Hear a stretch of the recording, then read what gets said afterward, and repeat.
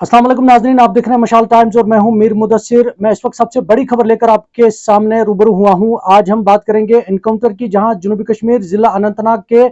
जो कुकरनाग का गडोल इलाका है, वहां पर आज शाम के वक्त सिक्योरिटी फोर्सेस और मिलिटेंटों के दरमियान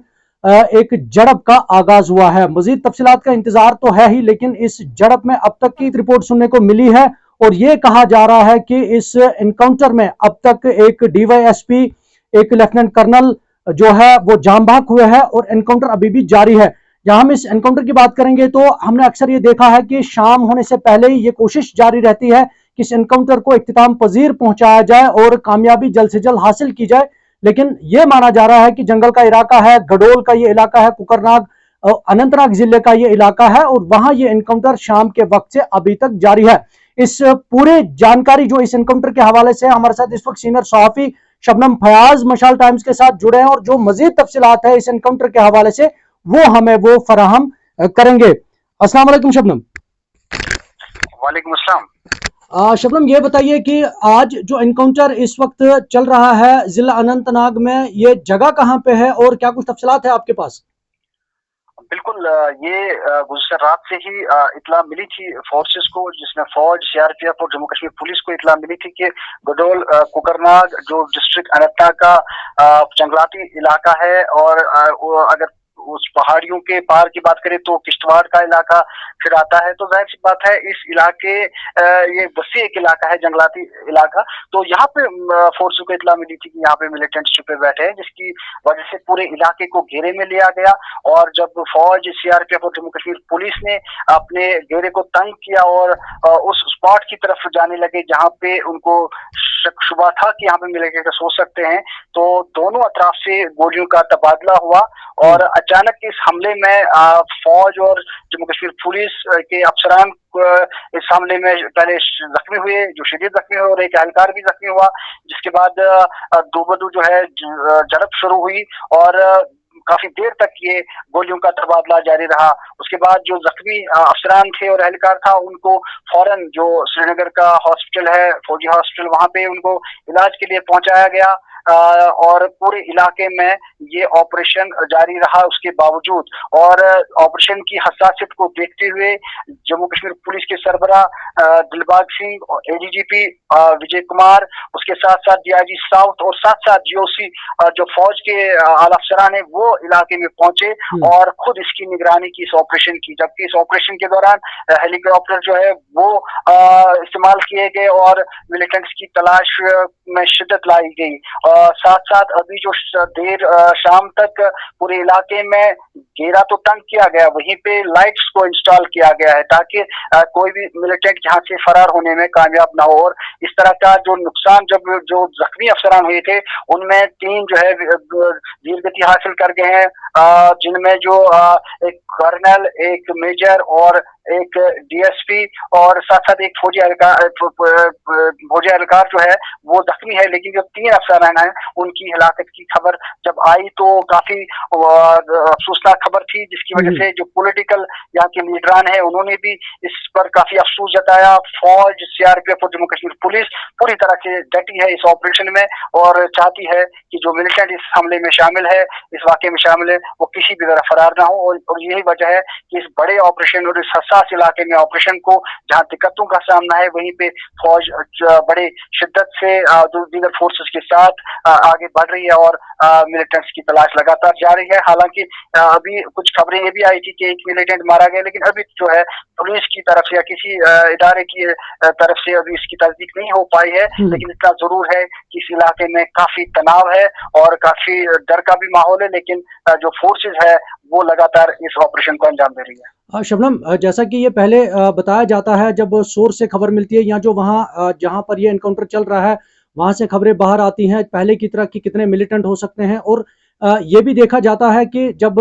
हम भी एनकाउंटर कवर करने जाते हैं तो फिर ये माना जाता है कि अब रात का वक्त है, अंधेरा होने वाला है, तो उसको ऑपरेशन को सस्पेंड किया जाता है और लेकिन इलाका जो है वो घेरे में रहता है। तो यहाँ की सूरत हाल क्या है और कितने मिलिटेंट हो सकते हैं ये? और खबरें तो ये मौसूल हो रही है कि 2 से 4, लेकिन पूरी तरह से जो मैंने कहा कि नजदीक जब तक किसी खास इदारे की तरफ से ना हो तब तक कुछ नहीं कहा जा सकता, लेकिन इतना कहा जाता है कि जब इस तरह का हमला हो तो ये एक नहीं हो सकता है, तो 2 से 4 की बात सामने आ रही है। और जो आपने कहा कि सस्पेंड किया जाता है फिर शाम के वक्त, हाँ जरूर है, क्योंकि जब जो जंगलाती इलाका है किसी रिहायशी मकान में नहीं है कि आसान हो जाए ये इस ऑपरेशन को अंजाम देना, क्योंकि किसी भी जगह पे उनका खुफिया ठिकाना हो सकता है। तो यही वजह है कि इस ऑपरेशन को बड़े एहतियात से इसको सेंसिटिव देखते हुए इस इलाके को वहां पे आहिस्ता आहिस्ता इस जगह की तरफ बढ़ाया जा रहा है, इसकी छानबीन हो रही है। और यही वजह है कि इस ऑपरेशन को बड़े हसास इलाके में बड़ी बारीक बीनी से देख के आगे बढ़ाया जा रहा है। और देखा गया है कि जब इस तरह का नुकसान जब फौज और पुलिस को उठाना पड़ा तो इसकी हसासियत को देखते हुए यही वजह है कि जहां फौज के आला अफसरान वहीं जम्मू कश्मीर पुलिस के आला अफसरान इसमें मौजूद रहे। और यही वजह है कि हेलीकॉप्टर जो है वो भी इसमें इस्तेमाल में लाए गए। तलाश जो है वो लगातार जारी है, लेकिन अभी जो है इंस्टॉल जो है जो लाइट्स है वो लगाई गई है ताकि कोई फरार ना हो। और जो मजीद फौजियों की कुमक जो है यानी कि तादाद जो है वो फौजियों की इस इलाके में बढ़ा दी गई है। और दीगर फोर्सेज जिसमें जम्मू कश्मीर पुलिस और सीआरपीएफ वो भी इस इलाके में पहुंचा दिए गए हैं ताकि एक बड़े ऑपरेशन को बड़े पैमाने पे अंजाम देकर कामयाबी हासिल की जाए। शबनम, बात सोबत जम्मू की करेंगे, जहां पीर पंचाल रेंज की पिछले काफी वक्त से सुर्खियों में रहा ये इलाका, पुंछ हो, रियासी हो, राजौरी हो, तो लेकिन जहां हम कल से अब तक की बात करेंगे तो security forces, Jammu Kashmir police, paramilitary army को बहुत बड़ी कामयाबी मिली है, जहां 2 मिलिटेंट जो है वो मार गिराए गए हैं। क्या कुछ अपडेट है आपके पास राजौरी नरोला इलाके से? बिल्कुल, जहाँ तक हम राजौरी की बात करते हैं, कल वहां भी इस तरह का जो है इनकाउंटर शुरू हुआ था। कल एक मिलिटेंट की मार गिराने की खबर आई थी, वहीं पे आज दूसरे की, लेकिन इसमें भी एक फौजी जवान जो है वो वीरगति हासिल कर गया और दो से तीन पुलिस एहलकार और जिसमें फौजी एहलकार भी हैं वो जख्मी हुए थे। और खासकर एक जो डॉग जो काफी तरबियत याफ्ता होता है फौज का, उसकी हलाकत भी हुई है। और यहाँ पे जो वहाँ फौज के अफसरान है या जम्मू कश्मीर पुलिस के अफसरान है, उन्होंने जरूर ये कहा कि इस ऑपरेशन को अंजाम देना काफी मुश्किल था, क्योंकि जहाँ पे जंगलाती इलाका ये भी है, पहाड़ी इलाका है, वहीं पे मौसम जो है वो काफी नासाजगार रहा। तो उसके दौरान उसके बावजूद भी इस ऑपरेशन को अंजाम दिया गया। आज एक प्रेस कॉन्फ्रेंस भी वहाँ फौज और पुलिस की तरफ से हुई, जिन्होंने कहा कि एक बड़ी कामयाबी है इस इलाके में, जो मूवमेंट उनको उसकी इत्ला मिली थी कि मिलिटेंट्स की मूवमेंट है और वो उसी वजह पे इस तरह का ऑपरेशन किया गया जिसमें कामयाबी मिली। लेकिन इतना जरूर कहेंगे कि चाहे पुंछ हो, राजौरी हो, इन इलाकों में इससे पहले भी फौज को नुकसान उठाना पड़ा था, जब जंगलाती इलाके में इस तरह का जो हमला हुआ था और जिसमें फौजी एहलकार जो है वो वीरगति हासिल कर गए थे। वहीं अगर यहाँ आप कुलगाम की बात करें, हालन इलाके में भी इस तरह का, तो कुल मिला के चाहे पुंछ, राजौरी, कुलगाम या जो अनंतनाग का आज का इनकाउंटर, तो इस तरह से देखा जाता है कि काफी जो है चौकन्ना खुफिया इदारे हुए हैं, क्योंकि इस तरह की इतलात है कि इन इलाकों में मिलिटेंट्स की जो है वो मूवमेंट है और जो लगातार इस तरह के अचानक हमलों के दौरान ये जो फोर्सेस को नुकसान पहुंचाने की कोशिश कर रहे हैं। तो यही वजह है कि काफी जो है फोर्सेस को चौकन्ना रखा गया है, खासकर हसास इलाकों में। और इस ऑपरेशन जो अभी अनंतनाग में चल रहा है, तो इस ऑपरेशन में इस पे काफी कड़ी निगाहें हैं, और चाहे वो जम्मू कश्मीर पुलिस के आला अफसरान हो या फौज के अफसरान हो। शबनम, पिछले काफी वक्त से हम देख रहे हैं जम्मू कश्मीर के अंदर जो पुलिस है वो मुतरक है, जो सिक्योरिटी एजेंसियां हैं वो मुतरक है, उनकी जो खुफिया एजेंसियां हैं जो इस वक्त ग्राउंड पे काम कर रही हैं, और ये देखा जा रहा है कि जो भी मावनतकार हैं मिलिटेंट्स के, उनको पकड़ा जा रहा है, उनके तहवील से जो उनके पास सामान है या बाकी सारी चीजें हैं वो मवाद जो है बरामद किया जा रहा है। क्या ये कड़ी हो सकती है कि शायद एक कड़ी मिल जाए पुलिस को या सिक्योरिटी फोर्स को जल्द, ताकि जो यहाँ ये मिलिटेंसी का गिरोह है ये जो चल रहा है इसको भी दबोचने में जल्दी सिक्योरिटी फोर्सेस कामयाब होंगी? देखिए, फौज हो, जम्मू कश्मीर पुलिस हो या दीगर खुफिया इदारे हो, हर वक्त वो इस काम में तो लगे ही रहते हैं। इससे तो वो हटते नहीं इस काम से पीछे, क्योंकि उनको जो मुल्क की हिफाजत या अपने इलाके की हिफाजत, उसके लिए वो काम हमेशा करते रहते हैं। और यही वजह है कि इन इदारों को कायम किया जाता है। तो जाहिर सी बात है वो अपने काम से तो पीछे हटने वाले नहीं है। लेकिन जो जिस तरह के ऑपरेशन वो कर रहे हैं और उसमें जो नुकसान हुआ है, ये काफी दिनों के बाद, अगर हम बरसों के बाद हम कहेंगे, इस तरह का नुकसान हुआ, ऐसा नहीं देखने को मिल रहा था कि फोर्सेस को नुकसान उठाना पड़ता। लेकिन क्या वजह है और इस चैलेंज को किस तरह लिया जाएगा, किस तरह फौज और पुलिस जो है या सीआरपीएफ किस तरह इस अपनी हिकमत अमली इस हवाले से बनाएगी, ये देखना बाकी है, जरूरी भी है, क्योंकि इस तरह का नुकसान जो बड़े पैमाने पे जो बड़े अफसरान जो है इस तरह उनकी हलाकतें हो तो इसको तो बड़ी संजीदगी से लिया जा रहा है, चाहे वो दिल्ली सरकार हो, यहाँ एलजी इंतजामिया हो या फौज के आला अफसरान हो, पुलिस के आला अफसरान हो, इसको देखा जा रहा है। लेकिन खासकर जो मैदानी इलाकों में जो कार्रवाइयां हैं और जो खुफियादारों की तरफ से इतला मिलती है पुलिस को या दीगर फोर्सेस को, वो तो उन गिरफ्तारियों को तो अमल में लाते हैं, लेकिन जो ये एनकाउंटर हुए जिसमें नुकसान तो उठाना पड़ा है, लेकिन फिर भी जो इतलात उनको मिल रही है, चाहे वो किस तरह के सोर्सेस से उन्हें मिली हो, तो वैसी बात है, इस पे तो ऑपरेशन किए जाते हैं, लेकिन ये ऑपरेशन अंजाम देते वक्त नुकसान क्यों उठाना पड़ रहा है, इस पे इस हिकमत अमली को नए सिरे से शायद अफसरान को फिर देखना पड़ेगा और इसको अच्छे तरीके से अंजाम देना पड़ेगा, तभी शायद इस तरह के नुकसान से बचाव जा सकता है। शबनम, एक तरफ मरकजी सरकार या जम्मू कश्मीर की इंतजामिया आजकल ये तैयारियां कर रही हैं कि यहाँ जो अर्बन लोकल बॉडीज है वो इंतखाबात कराए जाएं, उसमें तरतीब भी जारी है और ये भी कहा जा रहा है कि आने वाले कुछ ही दिनों बाद ये फेज भी तैयार हो जाएंगे और कहाँ कहाँ पर कब किस फेज में इलेक्शन कराए जाएंगे। क्या उन चीजों की पता चलने के बाद ही इस तरीके का रुख न डालने की कोशिश की जा रही है? देखिए,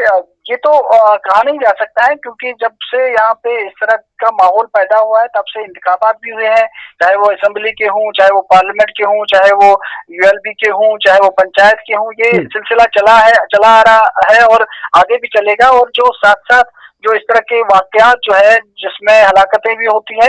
ये भी देखना पड़ता है और शायद आगे भी कुछ वक्त तक देखना पड़े, लेकिन जो हालात को बेहतर करने में जो अभी तक सरकार कुछ हद तक कामयाब हुई, खासकर हम पथराव की बात करें, हम हड़तालों की बात करें, एक माहौल को बेहतर करने में तो सरकार बहुत हद तक कामयाब हुई है, लेकिन जो बंदूक की खामोशी उसको खामोश करने में शायद अभी और वक्त दरकार हो। और इसके बावजूद भी शायद यहाँ की जो दिल्ली की सरकार है, यहाँ की इंतजामिया, वो चाहती है कि जो यूएलबी के इंतखाबात हों या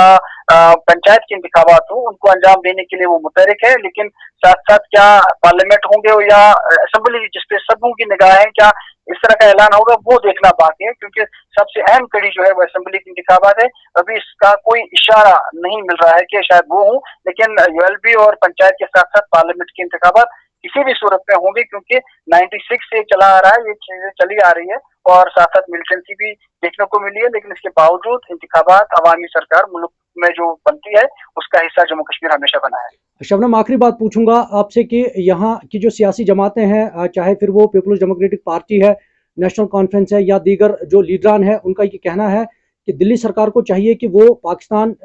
मुल्क के साथ बातचीत करें ताकि इस तरह का खून खराबा न हो और यहाँ पर जो जानें चली जाती हैं उनको रोका जा सके। हालांकि आज की अगर हम इनकाउंटर की बात करेंगे तो अफसरान ने वीरगति यहाँ पर दी है, तो क्या इस पर पहल करनी चाहिए या सिर्फ ये टीवी ट्वीट्स या धमकियों के जरिए ही सारा कुछ मामला निपटेगा, क्योंकि बातचीत तो नहीं हो पा रही है?